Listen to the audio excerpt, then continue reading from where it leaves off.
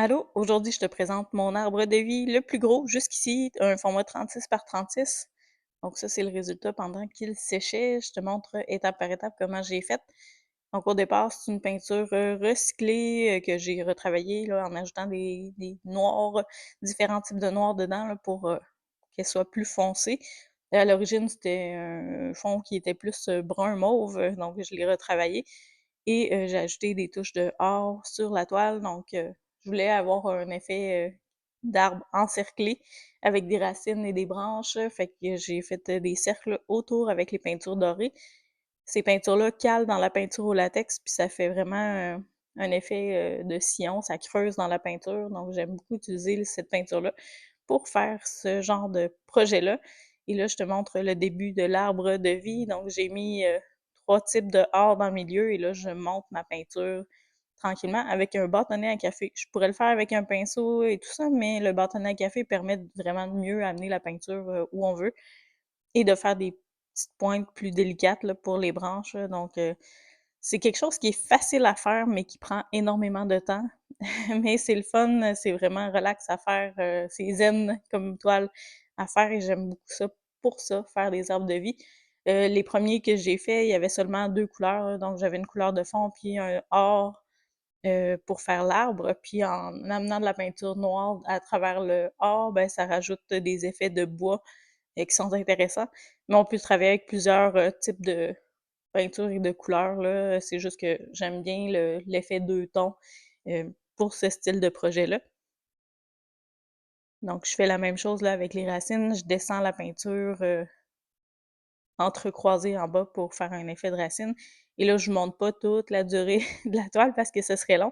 Ce bout-là, je l'ai mis en accéléré juste pour montrer en exemple là, comment on peut procéder là, pour faire ce type de peinture-là. C'est assez simple, mais comme je dis, ça prend beaucoup de patience et beaucoup de temps parce qu'il y a des millions de coups de pinceau. Dans le cas de cette toile-ci, sur des petits formats, je fais juste un cercle or, puis j'ai en masse de peinture pour faire l'arbre au complet. Dans ce cas-là, vu que c'est un gros format 36 par 36, j'ai dû remettre la peinture plusieurs fois, en fait, surtout pour la tête de l'arbre, parce que j'avais pas suffisamment de peinture, puis là, ça commençait à être trop foncé à mon goût. Donc, j'ai rajouté 2 ou 3 fois là, des cercles de peinture or pour avoir un effet intéressant, pour garder mon effet bois, puis pour pas que l'arbre soit trop sombre dans le haut par rapport aux racines. Donc, à quelques reprises, j'ai dû ajuster et rajouter de la peinture or pour obtenir l'effet que je voulais. Donc, je montre étape par étape l'évolution de l'arbre. Puis ça, il faut travailler la peinture pendant que c'est mouillé, pendant que la peinture de fond n'est pas séchée. Donc, c'est un blitz qu'on fait dans une demi-journée, là. Dépendamment du format de la toile, ça peut prendre 1 heure ou 3, 4 heures. Dans ce cas-là, je pense que ça m'avait pris l'avant-midi complète là, pour faire cet arbre-là. Donc voilà le résultat une fois que c'est sec.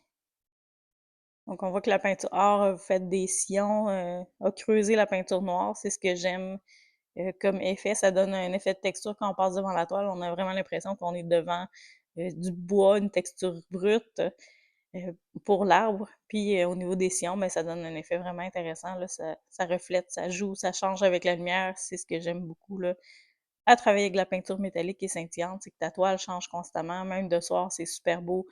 Avec les lumières artificielles ou avec un autre éclairage, l'arbre prend vie littéralement. Donc voilà pour les petits sillons sur le côté. Pour l'instant, la peinture de fond a un fini mat. J'ai pas verni pour l'instant, mais dans ce type de toile-là, j'aime beaucoup garder le fond mat. Comme ça, les détails métalliques ressortent plus.